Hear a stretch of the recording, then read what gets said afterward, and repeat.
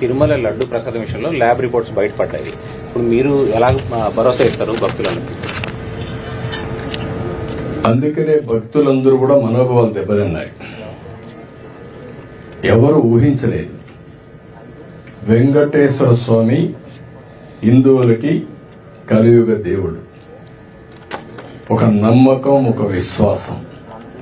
అందుకని ఎప్పుడు కూడా అందరూ నమ్మేది, ఎవరైనా వెంకటేశ్వర స్వామికి అపచారం తలపెడితే నెక్స్ట్ జన్మలో కాదు ఈ జన్మలోనే పనిష్మెంట్ ఇస్తాడని.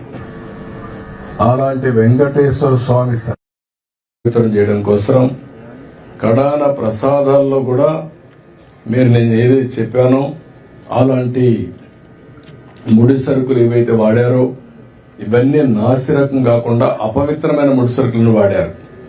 ఆ విషయమే ఈరోజు టీటీడీ కూడా ఎంక్వైరీ చేసినప్పుడు, టెస్టులు చేసినప్పుడు బయటపడిన వాస్తవానివి.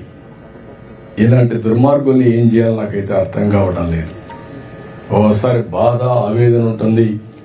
కక్కుర్తికి కూడా అద్దులుంటాయి.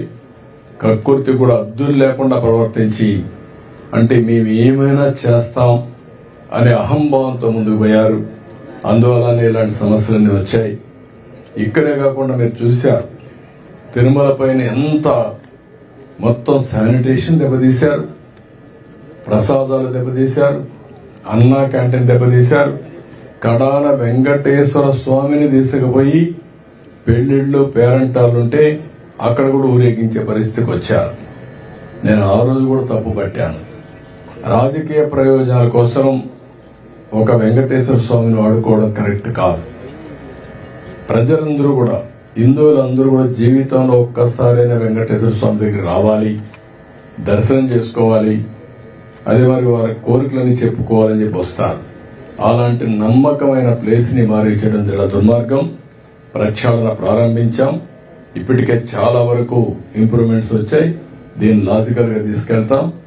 ఏవైతే మాకు ఆధారాలు దొరికితే అలాంటి వాళ్ళపైన కఠినమైన చర్యలు కూడా ఉంటాయి. ఎవరైనా సరే తప్పు చేస్తే శిక్షించాల్సిందే. దానికి కూడా దోవాలి. ఇంటి వద్ద తిరుమల సెట్ వేసి చాలా విన్యాసాలు చేశారు. విన్యాసాలు చేసి పైశాచిక ఆనందాలు పొందారు.